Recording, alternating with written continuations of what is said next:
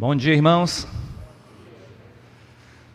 É bom estar com os irmãos mais uma vez, para juntos adorarmos o nosso Deus. O pastor Valnei foi para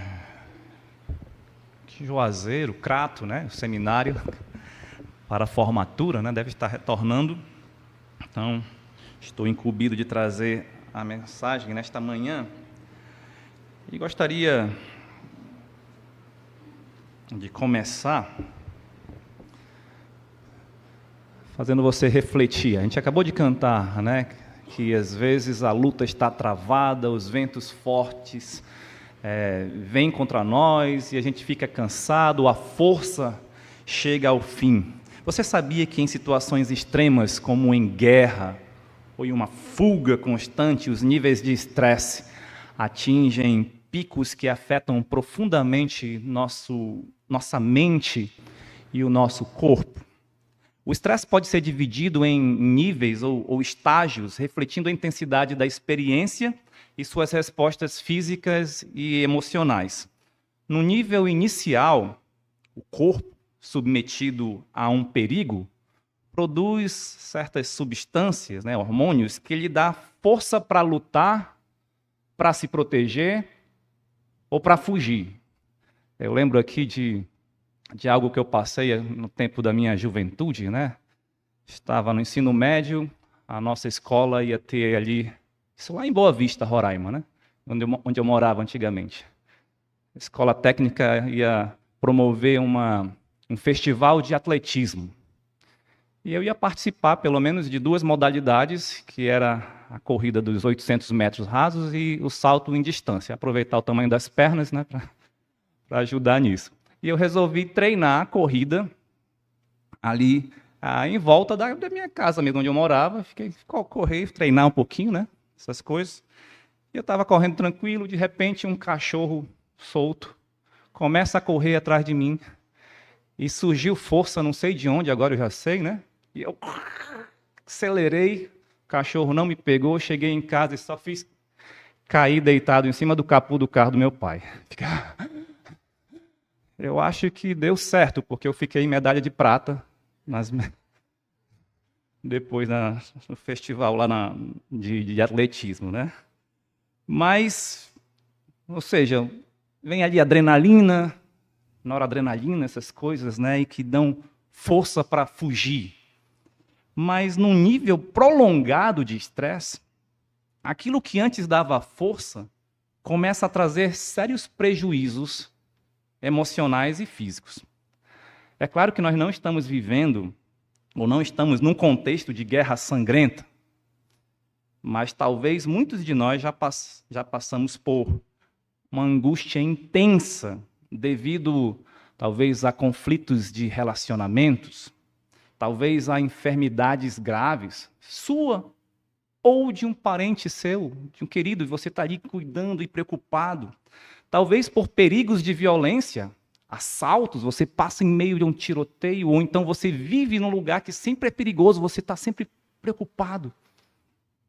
Talvez por outras preocupações em relação a sustento, ou na verdade a falta dele, você perdeu o emprego, você tem que cuidar da sua família, vamos dizer que você é o chefe da sua família, ou não sabe mais o que fazer, ou outros tipos de problemas, mas que te traz um grande estresse, uma grande preocupação, uma grande angústia. Nesses casos, onde ou em que podemos encontrar forças para vencer a angústia, ou para enfrentarmos a situação difícil? Hoje vamos continuar meditando acerca da vida de Davi e os preparativos divinos para fazer dele um rei cujo coração fosse humilde e confiante no Senhor, até nas situações mais extremas. Gostaria de considerar com os irmãos, ou de meditar com os irmãos, na seguinte lição: na angústia, devemos buscar forças e ânimo no Senhor nosso Deus. Por quê?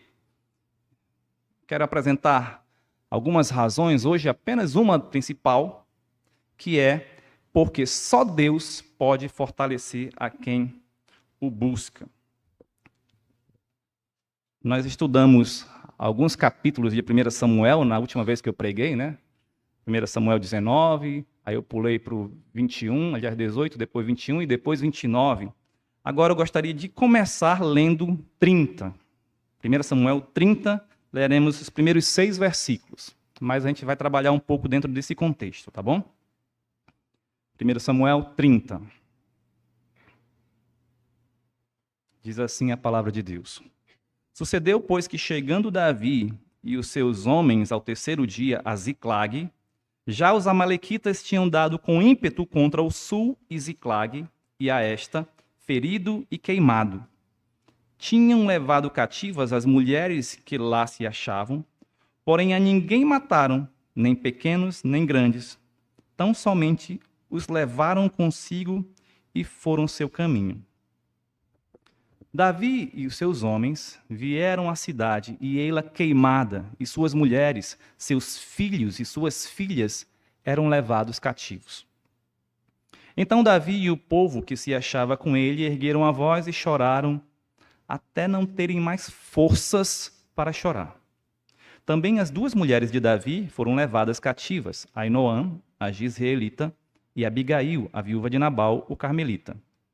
Davi muito se angustiou, pois o povo falava de apedrejá-lo, porque todos estavam em amargura, cada um por causa de seus filhos e de suas filhas. Porém, Davi se reanimou no Senhor, seu Deus.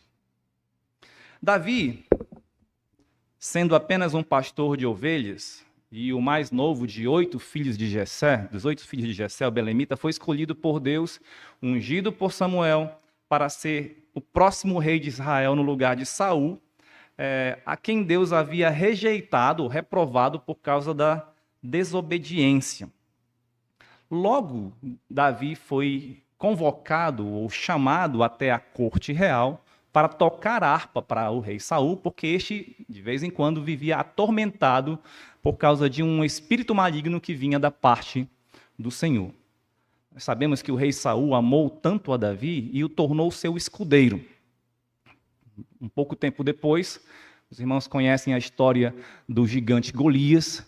Davi enfrentou, venceu e matou o gigante filisteu Golias. E Saul o pôs sobre as tropas de seu exército. Mais tarde, por inveja, nós estudamos sobre isso um pouco na mensagem passada, por inveja desencadeada após ouvir uma canção das mulheres de Israel, Saul buscou matar a Davi, o qual foi perseguido insistentemente por cerca de 7 a 10 anos aproximadamente. Então Davi resolveu fugir para a terra dos filisteus. Esse período que eu acabei de citar era só ali na terra de Israel. Davi fugindo e... Não, aqui o rei Saul vai sempre me buscar, então eu vou para a terra dos inimigos, né, dos filisteus. Então eu queria trabalhar uma verdade. Nós devemos só podemos receber forças no meio da angústia do Senhor nosso Deus. Só Deus pode nos dar forças. Mas uma verdade que está dentro desse contexto é que a fraqueza espiritual se revela quando confiamos mais em nossa força intelectual e ou física do que na dependência do Senhor. A fraqueza espiritual se revela quando confiamos mais em nossa força intelectual ou na nossa força física, ao invés de dependermos do Senhor. Enquanto Davi sofria a hostilidade de Saul, ele pôde experimentar a fidelidade do Senhor. Porém, embora Deus estivesse protegendo, cansado de fugir e acreditando que um dia poderia perecer nas mãos de Saul, ele buscou agir com sua própria astúcia, indo aos filisteus. E foi aí que começou o seu período de declínio espiritual. Vamos então voltar um pouquinho lá para o capítulo 27, para que os irmãos possam entender bem esse contexto. Capítulo 27 de 1 Samuel. Disse, porém, Davi consigo mesmo: pode ser que algum dia eu venha a perecer nas mãos de Saul. Nada há, pois, melhor para mim do que fugir para a terra dos filisteus, para que Saul perca de todo as esperanças e deixe de perseguir-me por todos os limites de Israel. Assim me livrarei da sua mão. Dispôs-se Davi e, com os 600 homens que com ele estavam, passou a Aquis, filho de Maoque, rei de Gate. Habitou Davi com Aquis em Gate, ele e os seus homens, cada um com a sua família. Davi com ambas as suas mulheres, Ainoã, israelita, e Abigail, a viúva de Nabal, carmelita. Avisado Saul de que Davi tinha fugido para Gate, desistiu de o perseguir. Disse Davi a Aquis: se achei mercê na tua presença, dá-me lugar numa das cidades da terra para que ali habite, porque há de habitar o teu servo contigo na cidade real. Então lhe deu Aquis, naquele dia, a cidade de Ziclag, pelo que Ziclag pertence aos reis de Judá até o dia de hoje. Todo o tempo que Davi permaneceu na terra dos filisteus foi 1 ano e 4 meses. Subia Davi com os seus homens e davam contra os Gesuritas, os Gersitas e os Amalequitas, porque eram estes os moradores da terra desde Telã, na direção de Sur, até a terra do Egito. Davi feria aquela terra e não deixava com vida nem homem, nem mulher, e tomava as ovelhas e os bois e os jumentos e os camelos e as vestes, voltava e vinha a Aquis. Perguntando a Aquis, contra quem deste hoje?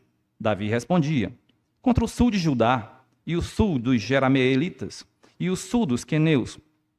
Davi não deixava com vida nem homem nem mulher para os trazer a Gate, pois dizia, para que não nos denunciem, dizendo, assim Davi o fazia. Este era o seu proceder por todos os dias que habitou na terra dos filisteus. Aquis confiava em Davi, dizendo, fez-se ele, por certo, aborrecível para com seu povo em Israel, pelo que me será por servo para sempre. Observe aqui que Davi não consultou ao Senhor, antes pensou consigo mesmo que poderia perecer nas mãos de Saul, embora Deus o tivesse escolhido para ser rei de Israel. Também achou que o melhor a fazer seria fugir para a terra dos filisteus. Mas como que isso poderia ser melhor do que esperar no Senhor? Nós lemos aqui que quando Saul soube que Davi havia fugido para Gate, ele logo desistiu de persegui-lo. Parece então que Davi tinha razão. É isso mesmo. Eu fujo para Gate e Saul deixa de me perseguir. Foi exatamente isso que aconteceu. Até o rei filisteu, o rei Aquis de Gate, passou a confiar em Davi. Esse rei deu uma cidade para ele e para os seus homens, com suas famílias, habitarem lá na terra dos filisteus, aquele que antes era inimigo dele. Nós também muitas vezes tomamos decisões para resolvermos nossos problemas sem consultarmos ao Senhor. E conseguimos resultados imediatos aparentemente bons. É o que Davi poderia estar pensando aqui. Talvez até nos enganemos pensando que Deus está nos abençoando por nossa esperteza. Foi Deus que me fez pensar nisso. Foi Deus que me deu essa ideia. Foi Deus que me livrou dessas coisas. A gente poderia lembrar quando Davi teve a oportunidade por 2 vezes de matar a Saul, os seus homens diziam, o Senhor te entregou o teu inimigo nas tuas mãos. Ou seja, foi Deus. Mas Davi lembrava, eu não posso matar o ungido do Senhor. Ou seja, Davi sabia que aquela não era a vontade de Deus, embora os seus homens achassem que aquela era a vontade de Deus. Vamos pensar em algo prático. Talvez no seu trabalho, você cometa aí uma pequena fraude, uma mentira, uma corrupção, para obter algum tipo de vantagem. Alguma vantagem pessoal para você? Ou mesmo alguma vantagem para a empresa, para o lugar onde você trabalha, para o seu patrão? E você entende, é o meu trabalho. É só o meu trabalho. Ou você cometa uma infração de trânsito é parado por um guarda e aí você se livra da multa por meio de suborno. Ah, mas todo mundo faz isso. Na verdade, esse guarda queria era isso mesmo. Eu não merecia ser parado. Ele só queria realmente ganhar dinheiro. Qual o problema? Ou você, estudante, cola na hora da prova para não tirar uma nota baixa, pois você pensa, vou me dar mal. Talvez eu fique reprovado. Meus pais vão brigar comigo. O que vão dizer? Qual o problema? Eu esqueci. Ou você, filho ou filha, mente para os seus pais para se safar de uma disciplina, de um castigo.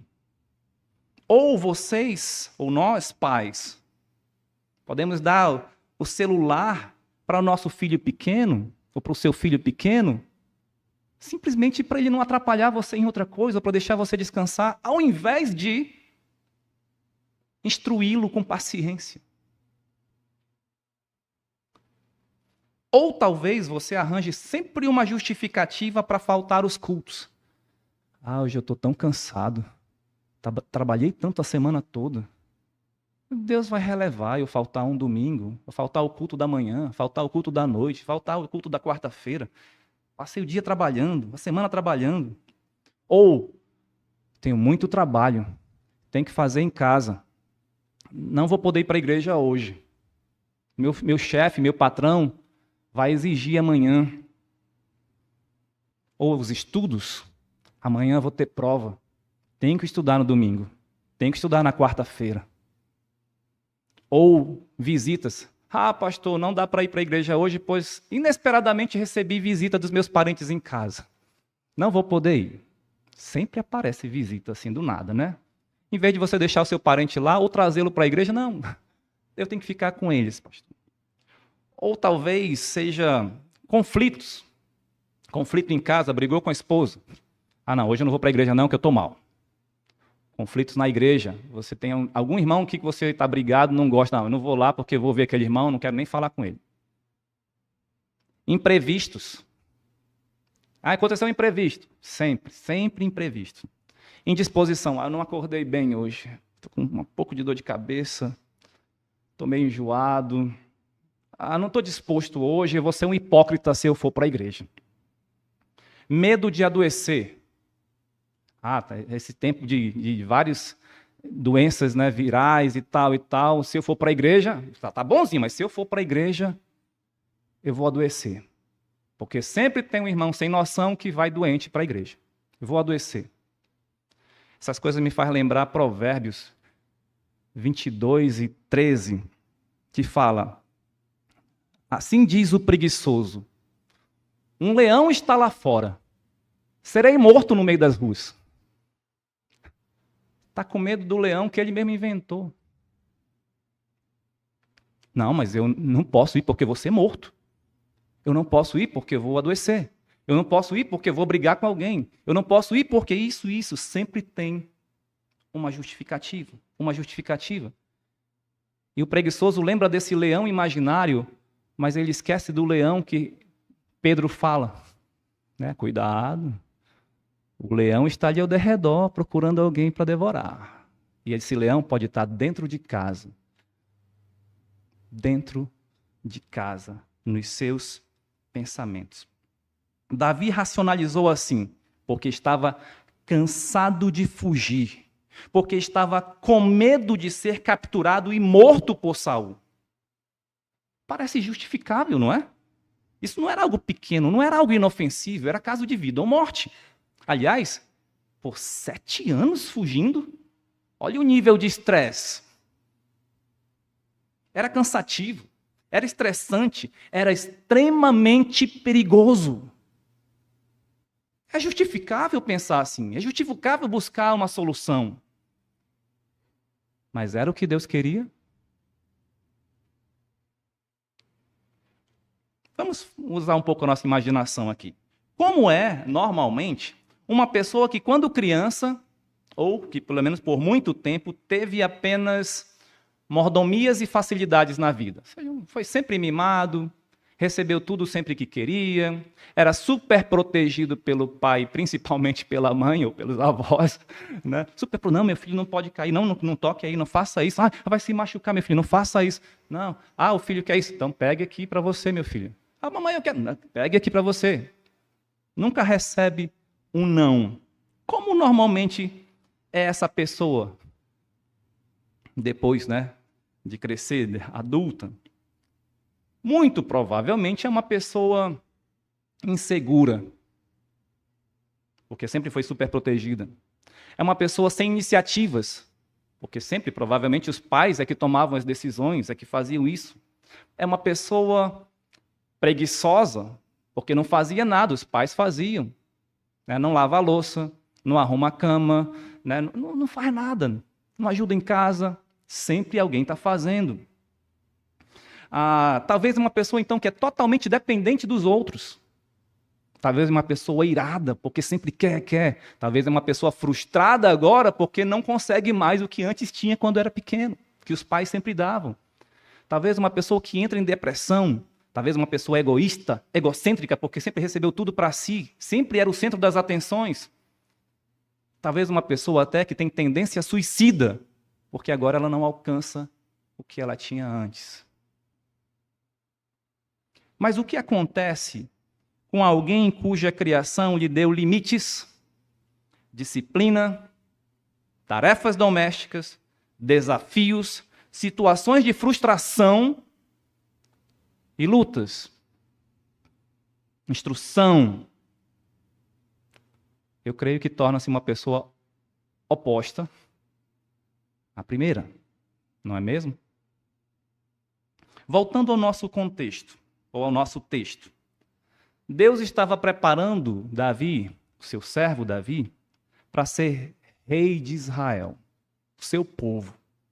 E deveria ser forte, deveria ser corajoso, deveria ser sábio, pois conduziria e julgaria o povo e enfrentaria batalhas contra os inimigos em nome do Senhor. Ele não poderia se tornar o que se tornou mais tarde, um rei considerado bom perante os olhos de Deus, sem passar pela forja divina. O autor da carta aos Hebreus disse a respeito de Jesus Cristo, Hebreus 5, 8 e 9.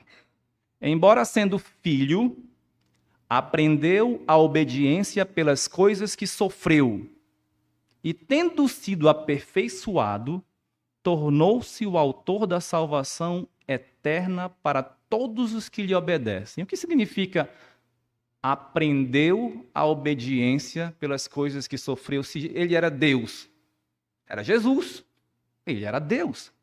Mas aqui ele é o homem-Deus que exerceu obediência em meio a muito sofrimento. Ou seja, ele precisou praticar aquilo que era necessário, toda a justiça, cumprir a lei. Ele precisava obedecer na prática como homem, como Deus, homem. Não há separação aqui, né? Não estou querendo fazer essa separação. Lembra? Ao Pai agradou moê-lo fazendo-o enfermar, já dizia o profeta Isaías 53, 10. Agora, muitos judeus não creram que Jesus era o Messias porque ele era aparentemente fraco. Eles estavam esperando um Messias guerreiro, poderoso. Mas, no plano de Deus para a nossa redenção, havia o servo sofredor. Então, nós devemos confiar no Senhor e não no nosso próprio entendimento. Como diz Provérbios 3 e 5, né? Não te estribes no próprio entendimento. Confia no Senhor, não confie no teu próprio entendimento. Às vezes nós vamos pensar, Senhor, essa outra ideia não seria muito melhor? Confie no Senhor. Mesmo que você não tenha todas as coisas na sua cabeça em relação ao entendimento, ao conhecimento, confie no Senhor. Você se acha forte?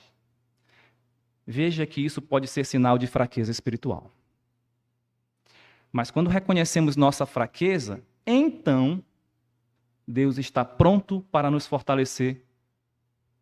Pois, como ele mesmo disse a Paulo, a minha graça te basta, porque o poder se aperfeiçoa na fraqueza. Por isso que Paulo pôde dizer depois, então eu me gloriarei na minha fraqueza, para que em mim repouse o poder de Deus. Portanto, não deixe que sua suposta força o afaste do verdadeiro poder de Deus. Então, a fraqueza espiritual se revela quando confiamos mais na nossa própria capacidade, nossa força, inteligência, do que na dependência de Deus. Segunda verdade, quanto mais nos distanciamos de Deus, mais perigos, ou quero dizer aqui, riscos pecaminosos, ou perigos de pecados e destruição, nos cercam. Mas a disciplina divina nos aproxima novamente do Senhor. Vivendo entre os filisteus, Davi passou a ser um homem de confiança do rei, como nós lemos aqui. Versículo 12 do capítulo 27. Aquis confiava em Davi, dizendo, fez-se ele, por certo, aborrecível para com seu povo em Israel, pelo que me será por servo para sempre. Embora Davi estivesse enganando o próprio Aquis, ele e seus homens provavelmente teriam que se comportar como filisteus diante dos filisteus, porque eles habitavam no meio dos filisteus. Como poderiam falar sobre o Deus de Israel, ou ao menos adorá-lo livremente no meio de um povo idólatra? Veja o que ele mesmo disse no versículo 19 de 1 Samuel 26, quando ele estava falando com Saul. Ouve, pois agora te rogo, ó rei, meu senhor, as palavras de teu servo. Se é o Senhor que te incita contra mim, aceite ele a oferta de manjares. Porém, se são os filhos dos homens, malditos sejam perante o Senhor, pois eles me expulsaram hoje, para que eu não tenha parte na herança do Senhor. Como que dizendo, vai, serve a outros deuses. Ele já está entendendo aqui que se ele sai da terra de Israel, ou seja, ele se considera que está sendo expulso da terra de Israel, porque está sendo sempre perseguido, é como se eles estivessem dizendo, sai daqui e vai servir outros deuses. Vai servir outros deuses. Para onde ele foi? Para a terra dos filisteus. Um povo idólatra, que não servia e nem adorava o Deus verdadeiro, o Deus de Israel. Agora, pense também, qual o impacto do testemunho de Davi diante de seus homens e suas famílias naquele período? Se a gente vai um pouquinho para trás, lá no capítulo 22, a gente começa a entender aqui quem eram esses homens de Davi. Capítulo 22, verso 2. Ajuntaram-se a ele todos os homens que se achavam em aperto, e todo homem endividado, e todos os amargurados de espírito, e ele se fez chefe deles, e eram com ele uns 400 homens. Aqui 400 homens. Já no capítulo 23, um pouquinho mais para frente, capítulo 23, versículo 13, então se dispôs Davi com seus homens uns 600 e saíram de Keila e se foram sem rumo certo. Veja, primeiros 400 homens que apareceram aqui parece que eram homens difíceis, né? Homens problemáticos, endividados, amargurados de espírito. Então Davi está com vários homens, ele se fez chefe. Lembra que ele, muitas vezes, é que levava a palavra de Deus para esses homens. Dizia, não é assim que deve fazer. Quando os homens, por exemplo, sugeriram que ele deveria matar Saul. Não é assim. Só que agora ele foi para o meio dos filisteus. E vimos tudo o que eles estavam fazendo. Aqueles homens que já eram problemáticos estavam aprendendo o quê com o novo testemunho de Davi? Lembre-se que eles habitaram 1 ano e 4 meses na terra dos filisteus. Eles poderiam pensar, como Davi, como o nosso líder é esperto, ele conseguiu fugir de Saul. E ainda está enganando o rei Aquis em sua própria terra. Eu quero ser assim. Esse é um homem esperto. Por isso que a gente está seguindo ele. Sabe quando um crente quer viver no mundo como se fosse um tipo de agente secreto de Deus? Ele quer viver no mundo como esse, como disfarçado, e ainda entende que está trabalhando para Deus. Essa não é uma boa estratégia. Na verdade, é uma estratégia perigosa e ineficiente. O jovem que diz, vou namorar com um descrente para ver se eu ganho ela para Cristo. Não existe namoro missionário. É como se alguém estivesse andando sempre à beira de um precipício. Fora do caminho de Deus, há sempre mais riscos de pecados, mais pecados e destruição. Não estou dizendo que no caminho de Deus não há perigos. Há muitos perigos. Mas Deus está ali, guiando, sustentando. Mas fora do caminho de Deus, há perigos e riscos de pecado. Davi e seus homens matavam todas as pessoas das regiões que atacavam para que ninguém os denunciasse a Aquis. Foi Deus que os mandou fazer isso. Embora muitos daqueles povos que ele estava atacando eram inimigos, mas foi Deus que mandou fazer isso daquela forma. Não há consulta aqui. Eles faziam por medo. Eles faziam, de certa forma, para ganhar a confiança dos judeus, porque eles atacavam os inimigos dali da terra de Judá. Eles atacavam também para ganhar os despojos, e eles matavam todos para que não fossem denunciados. Isso era cruel e arriscado. Imagina sempre a tensão. Matou todo mundo? Não sobreviveu ninguém? Será que ninguém saiu correndo para avisar Aquis, nos denunciar? Era arriscado. Aí, ainda mais, surgiu um momento em que o rei Aquis quis que Davi e seus homens fossem à batalha contra Israel, juntamente com ele e o exército filisteu. Vamos ler agora 1 Samuel 28, versículos 1 e 2. Sucedeu naqueles dias que, juntando os filisteus e os seus exércitos para a peleja, para fazer guerra contra Israel, disse Aquis a Davi, fica sabendo que comigo sairás à peleja, tu e os teus homens. Então disse Davi a Aquis, assim saberás quanto pode o teu servo fazer. Disse Aquis a Davi, por isso te farei minha guarda pessoal para sempre. Veja, já que Aquis estava ajudando tanto Davi, ele queria algo em troca, né? Eu te dei uma cidade, né? Praticamente estou aqui te sustentando, os teus homens, então agora você vai guerrear comigo. Contra Israel. E Davi, como viu o versículo 2, ainda age com dissimulação. Então poderás ver o quanto pode fazer o teu servo. Dissimulado. Pare para pensar um pouco sobre isso. Davi se colocou numa situação em que teria que lutar contra o seu próprio povo ao lado daqueles que deveriam ser seus inimigos. Por quê? Porque ele estava se afastando de Deus, se colocou nessa situação. Esse é um dos riscos pelo qual passa aqueles que se distanciam de Deus. Você já viu um crente tão envolvido com seus colegas incrédulos do trabalho, ou da escola, ou da universidade, ou mesmo da vizinhança, que começam a defender práticas pecaminosas, começam a atacar a igreja e até as verdades bíblicas?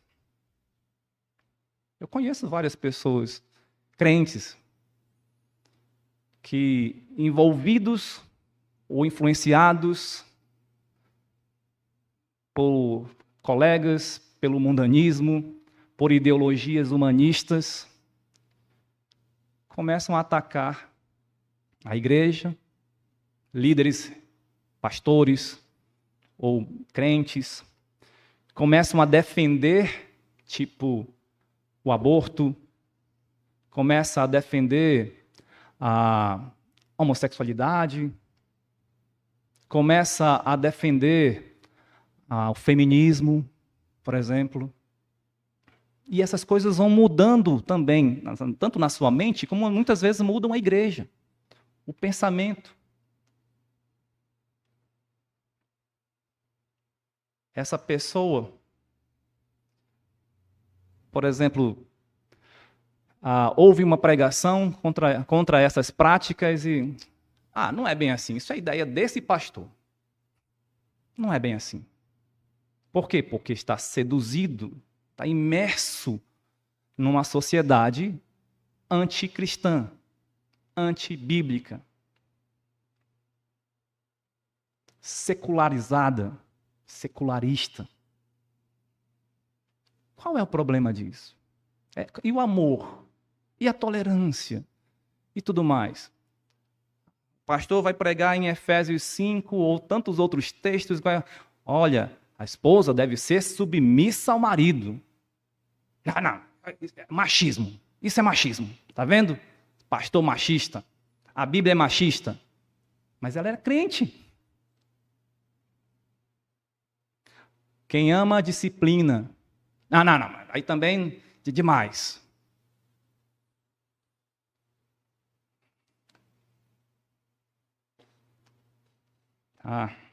Talvez até você já tenha feito isso por se deixar levar pela sedução deste mundo ou por ideologias humanistas. Você passa a ser uma pessoa de confiança do mundo, como Davi passou a ser uma pessoa de confiança de Aquis. Você passa a ser uma pessoa mais próxima do mundo e, consequentemente, mais distante de Deus. Tiago nos exorta em sua carta: infiéis, em outra tradução, adúlteros e adúlteras. Não compreendeis que a amizade do mundo é inimiga de Deus? Aquele que quiser ser amigo do mundo constitui-se inimigo de Deus. O que Davi faria se fosse para aquela batalha contra Israel? Ele se colocou naquela situação. O que ele faria se fosse para aquela batalha? Ele lutaria a favor dos filisteus ou dos israelitas? Se ele se voltasse contra os filisteus, não seria atacado por ambos os lados? Porque Saul ainda queria matá-lo. Se ele lutasse contra Israel, não estaria lutando contra Deus? Vejamos 1 Samuel 29. Ajuntaram os filisteus todos e os seus exércitos em Afeca. Acamparam-se os israelitas junto à fonte que está em Jizreel. Os príncipes dos filisteus se foram para lá com centenas e com milhares, e Davi e seus homens iam com Aquis na retaguarda. Disseram então os príncipes dos filisteus: estes hebreus que fazem aqui? Respondeu Aquis aos príncipes dos filisteus: não é este Davi, o servo de Saul, rei de Israel, que esteve comigo há muitos dias ou anos? E coisa nenhuma achei contra ele desde o dia em que, tendo desertado, passou para mim até o dia de hoje. Porém, os príncipes dos filisteus muito se indignaram contra ele e lhe disseram: faze voltar este homem para que torne ao lugar que lhe designaste, e não desça conosco a batalha, para que não se faça nosso adversário no combate. Pois de que outro modo se reconciliaria como o seu senhor? Não seria, porventura, com as cabeças destes homens? Não é este aquele Davi de quem uns aos outros respondiam nas danças, dizendo: Saul feriu seus milhares, porém Davi os seus 10 milhares? Então Aquis chamou a Davi e lhe disse: tão certo como vive o Senhor, tu és reto, e me parece bem que tomes parte comigo nesta campanha, porque nenhum mal tenho achado em ti, desde o dia em que passaste para mim até o dia de hoje. Porém aos príncipes não agradas. Volta, pois, agora, e volta em paz, para que não desagrades aos príncipes dos filisteus. Então Davi disse a Aquis: porém que fiz eu? O que achaste no teu servo, desde o dia em que entrei para o teu serviço até hoje, para que não vá pelejar contra os inimigos do rei, meu senhor? Respondeu, porém, Aquis e disse a Davi: bem o sei, e que, na verdade, aos meus olhos és bom como um anjo de Deus. Porém, os príncipes dos filisteus disseram: não suba este conosco à batalha. Levanta-te, pois, amanhã de madrugada com os teus servos que vieram contigo, e levantando-vos, logo que haja luz, parti. Então Davi de madrugada se levantou, ele e seus homens, para partirem e voltarem à terra dos filisteus. Os filisteus, porém, subiram a Jizreel. Veja que por misericórdia, Deus livrou Davi de pelejar contra o seu próprio povo e usando os próprios príncipes dos filisteus. Porém, quando Davi voltou a Ziclag, Davi viu algo que o deixou muitíssimo angustiado, mas que serviu como uma disciplina eficaz de Deus para a sua vida. E foi o que nós lemos nos versículos 1 a 6 de 1 Samuel 30. Agora eu faço uma pergunta. Se Davi tivesse voltado a Ziclag, lembra, nós vemos que os amalequitas foram lá, tocaram fogo na cidade e levaram todos que estavam ali, todas as famílias. Tudo. Os despojos e tudo mais. Levou tudo e tocou fogo na cidade. Nós vimos que os homens choraram até perder as forças. Agora, se Davi tivesse voltado para Ziclag e estivesse tudo bem, será que ele voltaria a buscar o Senhor como antes? Talvez ele esperaria a notícia sobre a morte de Saul, que ocorreu mais para frente. Então retornaria para sua terra para, de alguma forma, assumir o trono de Israel por sua própria força e inteligência, mesmo sabendo que foi Deus que havia prometido o trono. Ele poderia pensar que sua estratégia estava certa e que não dependia tanto de consultar ao Senhor. Mas Deus o disciplinou para trazê-lo de volta para perto de si, para o seu bom caminho. É interessante como Deus sempre vai atrás dos seus servos para restaurá-los. Não é mesmo?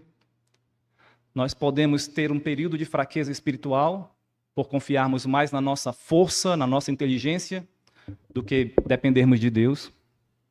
Nós podemos, então, por causa dessa fraqueza espiritual, por causa dos nossos pecados, nos afastarmos de Deus e nos colocarmos em grandes riscos de pecados e até de destruição, como foi isso aqui. Mas sendo nós filhos de Deus, seus servos de verdade, Ele como um pai, lembra o pai do filho pródigo?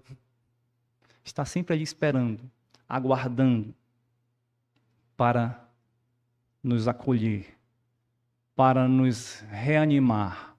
E isso muitas vezes Ele faz por meio de disciplina.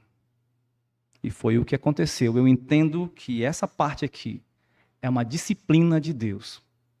Você perdeu todos os seus. Tudo aquilo que você achava que estava no seu controle, debaixo do seu controle. Por sua própria força, por sua própria inteligência. Deus pode tirar como disciplina. Para quê? Para maltratar, para punir? Não. Para restaurar. E aí o final do versículo 6 diz: porém Davi se reanimou no Senhor, seu Deus. Só Deus pode dar forças, pode reanimar os seus servos no tempo da angústia. Nós vamos continuar, na próxima oportunidade, o estudo desse texto. Vamos orar. Senhor, nosso Deus e Pai, nós agradecemos ao Senhor porque sabemos que o Senhor está sempre conosco. E o Senhor está disposto, muitas vezes, a nos disciplinar duramente, mas para o nosso bem, para que voltemos ao Senhor, pois nós, como pecadores, muitas vezes obstinados, queremos fazer tudo do nosso jeito. Pensamos que somos fortes, pensamos que somos inteligentes, pensamos que somos autônomos e independentes. Mas o Senhor muitas vezes nos mostra que verdadeiramente somos fracos, frágeis e totalmente dependentes do Senhor. Ajuda-nos a enxergar essas coisas com humildade, com devoção, para que possamos desfrutar da Tua força, do Teu poder e termos realmente bom ânimo para fazer a Tua vontade e para viver neste mundo de forma que Te agrada, sendo luz neste mundo e sal da terra. É o que nós pedimos em nome de Jesus. Amém. Que Deus nos abençoe e até mais tarde, às 18h30.